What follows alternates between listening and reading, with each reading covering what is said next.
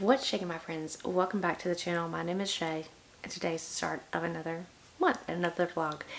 It is now officially November, and I didn't post a November TBR because in the months of November and December, usually in every single year, I take those 2 months as a time to finish series and wean down my own TBR. So that's what we're going to be doing in the month of November and December. First of all, I want to say that about mid-November, I will have books back on the shelves. Life has just been very sporadic with all the construction that has been going on in my house. I have a great background, as you see right now. But how I'm going to do these months is I have a wheel that has series and owned, and I'm going to spin the wheel to see which jar I'm going to be picking out of. Series jar here and owned jar here. Now, does this mean I'm going to be starting some series? Quite likely, but hopefully I will also be finishing some series. So there you go. All right, so I have my wheel. We're just going to go ahead and spin. I have my wheel. I do not know if y'all can see that, but we're going to spin. This is owned. Okay, great. So I have my own jar. Regardless of what it pulls, I will read it. So if it's a gigantic book, we're still going to read it. Even though I'm going to be very, very sad about reading a large book. Here we go. This is it. This is what I'll be reading. Okay. So this is The God and the Gamiho. So I don't know much about this book. This book came in Fairy Loot. I think this is the start of a new series. It's a newer requirement that I got from Fairy Loot in the latter half of the year. I'm not sure which month I got this, but that is going to be my very, very first pick. This is an adult fantasy. We're going to see how this goes. I'll pop back in with my thoughts. Okay, so I'm sweating because I've been cleaning, but I'm a little over 50% into The God and the Gamiho.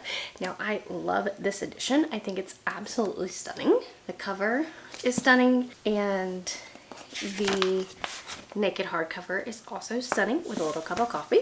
So I was a little bit nervous about starting this one, and that is secondary to the fact that you got a coffee cup on here. I think it's more of a cozy fantasy, but that's actually not the case. This is a fantasy romance that is following a god who has been banished because he tried to overthrow his brother, who was the ruler of the kingdom. So he staged a coup. His brother defeated him and banished him from the land and told him, hey, you can't come back until you kill 20,000 demons. So he is on this earth, or wherever, as you will, and that is what he is. He's a detective, and he's going around killing these demons. And then we have our Gamiho, who is a very famous Gamiho who killed lots of people in 1998. Lots of men ate their livers. She is very, very, nobody knows who she is, but she's very, very deadly.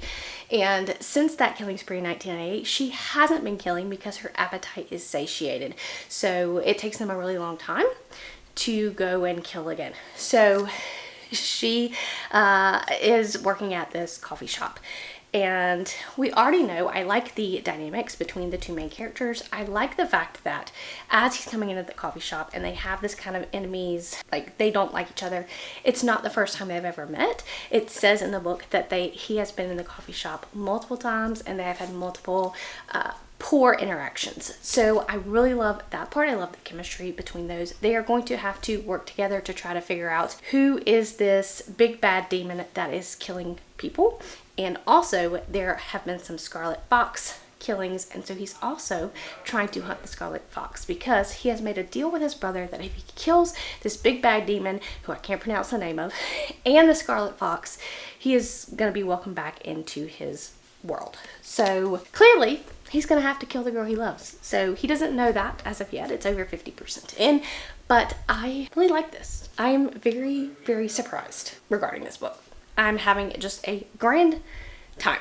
It's a great mixture of fantasy, mystery, and romance. So enjoy my time. I'm going to continue reading, and I'll pop back in when I finish. Let's talk about The God and the Gamiho, which I have finished. I gave this book 5 stars, shockingly. And I think part of the reason why I gave it 5 stars is because it shocked me. And again, the best blend of fantasy and romance that I've read in quite a long time. Not to mention it's a stunning edition. But bought the romance, intrigued by the fantasy. What more could you ask for? There is going to be a second book in the series that comes out in June. So I'm trying to hit goals. So this hit an owned book, and since the other book in the series is not out yet, I am still caught up in the series because I've read just the first book. So that means it is time to spin again to see whether we are going to continue on with a series or read another owned book. Let me pull this up. Okay, so let me get closer. Here we are.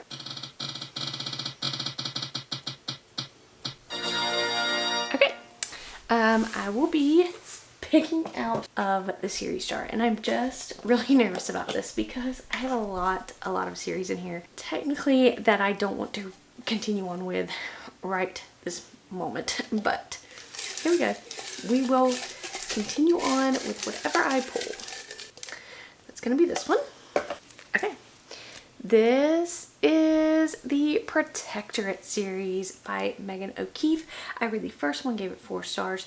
Generally really loved the first one and just never found the time to continue on, but the time is now. So I'm gonna go ahead and put this back in the series jar because I am on book 2 and there are 3 books out in the series.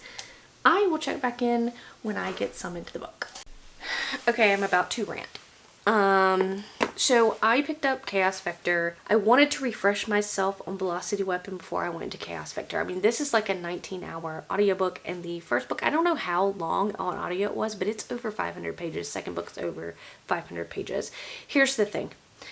I don't remember hardly anything that happened in book 1, and I am so aggravated that authors don't put recaps in their books or think about putting recaps in their books, because unfortunately, because I don't remember very much about the first one, I remember enjoying it. Okay, I remember mostly enjoying the story, and I think I gave it 4 stars, and I wanted to continue on at the time. Now looking back on it, the fact that I don't remember much about it probably says I probably shouldn't have continued on, but if there was a recap of what had happened, I would still continue on. But because there's not a recap of what happened in book 1, I'm going to have to DNF this series because I just don't have time to reread an over 500 page book to read the second book, and that's unfortunate for Megan O'Keefe because I remember really enjoying the book when I first read it. So I'm gonna wind up DNFing the Protectorate series, but that's kind of what we're doing here. We're getting books off the TBR, and so we're gonna continue to do that. Let me pull my spinning wheel, but please, authors, please put a recap in your book so that we will know what happens, and then I could have moved on. I did listen to over an hour of the audiobook and just realized, hey, I don't remember a crap that happened, so I'm gonna stop listening. All right, so we have our wheel again. We're gonna spin. Okay, we're gonna get owned. So let me get the jar. Here it is. Here's the one I'm going to read. Is it for me? Let's see. This is, if you can see, I got Just for the Summer. I have read Just for the Summer. So we are going to draw again. Okay. Here we go. Okay, this is the Kaiju Preservation Society, which I own because I own a lot of John Scalzi. I have been reading a lot of John Scalzi here recently. I just read Red Shirts not that long ago, and I've read Old Man's War, which I still, that series is my series jar. But Kaiju Preservation Society, I own this one on audio, so I am going to read this one. I'm pretty positive that I will love it because I have loved most of John Scalzi's work I have read. So I'm going to read this and get back to you shortly. Okay, so house is still a mess, room is still a mess. I'm about to go literally insane. But I finished the Kaiju Preservation Society, and oh my god, John Scalzi just continues to make me love him, and he's becoming vastly one of my favorite authors. I adored this. While I didn't love it as much as some of his other works, it's a solid 4 stars for me. So we're following our main character who gets fired from his job and then gets an opportunity for a once-in-a-lifetime job, which includes being a part of the Kaiju Preservation Society. The creatures in this book were fascinating. I do think that the science got a little bit heavy-handed at times or droned on, but I loved the characters. I loved the humor in this book. He always has humor in his books, and I get along with that humor. If you don't get along with humor in your books, I don't think John Scalzi is for you. But I personally loved it. Loved the way it ended up. 100% loved it. And it's good for me because it's a standalone. So it does remove a book off of my own shelf without starting another series. So that's fantastic. So we will go ahead and bring up the spinner wheel again. Okay, so I have it here. What is it gonna be? Okay, so another owned book. So we have plenty of these.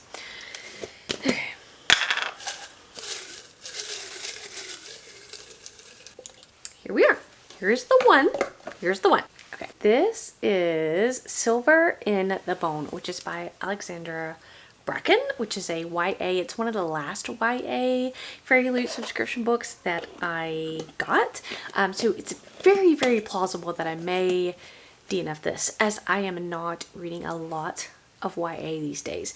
But I'm going to give it a shot, and I will come back when I have thoughts. Hello, my friends. It's been some time since I spoke. My house is still not put back together, but the good news is that tomorrow is the last day, and everything will be done, and I'll be super excited to move back into my house, get my books back. But in the meantime, I have been reading Silver in the Bone very slowly, and I'm gonna tell you that early on I wanted to DNF this book, but I had already DNF'd a book, and I just feel like, man, I'm just DNFing books one after the other.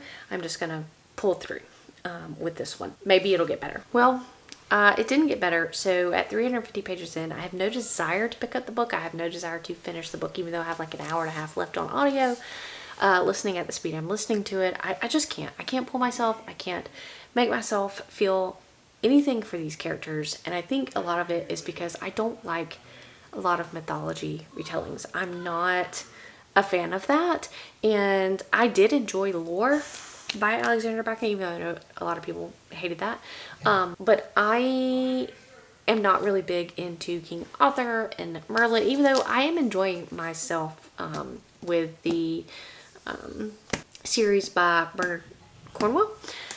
I'm just not enjoying this YA fantasy mythological book. The characters aren't gripping me. The main character is annoying me. So I'm just going to go ahead and DNF this book. Even though I have a pretty edition. Because it hurt my heart. Because let me show you the edition. This is the Fairy Loot edition. Look at this. I love when there is like a picture straight on the hardcover. That is just gorgeous to me. And so I wanted to love this so bad. But I don't. So there's that. So I'm going to go ahead and DNF this. And that means we really need to pick another book. So stand by. I am going to go get the jar. I'm going to go get my phone so I can roll.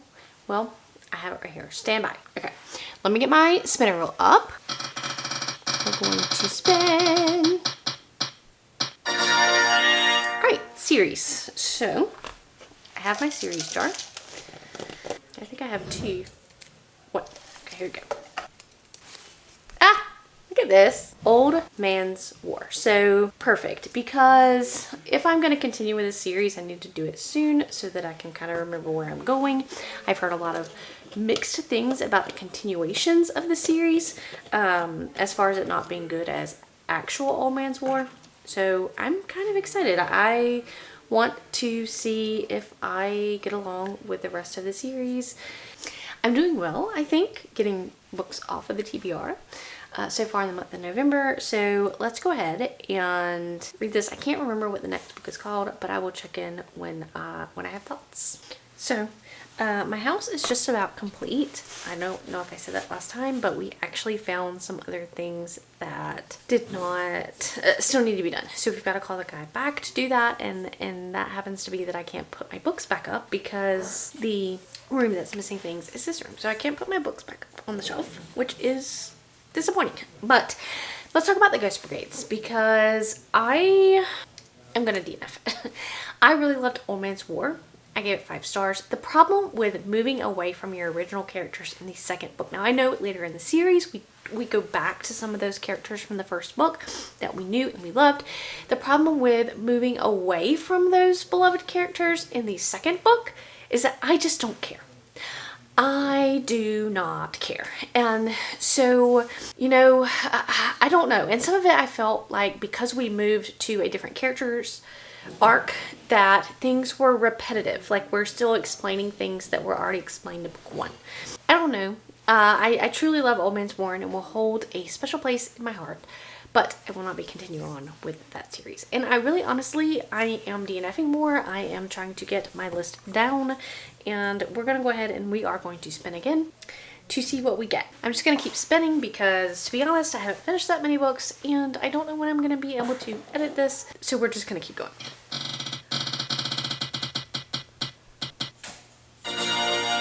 Okay, we got another series. So, series star. I am knocking out some series. So let's do this right here. This is going to be Clown in a Cornfield. So give me a minute. Let me see if I can actually find Clown in a Cornfield at this point in time. I've used a lot of Audible credits this month, and so I want to see where I can find this. And if I can find it somewhere, I will do that. If not, I will choose another book. So I'll be right back. Okay, Clown in a Cornfield 2. I finished it.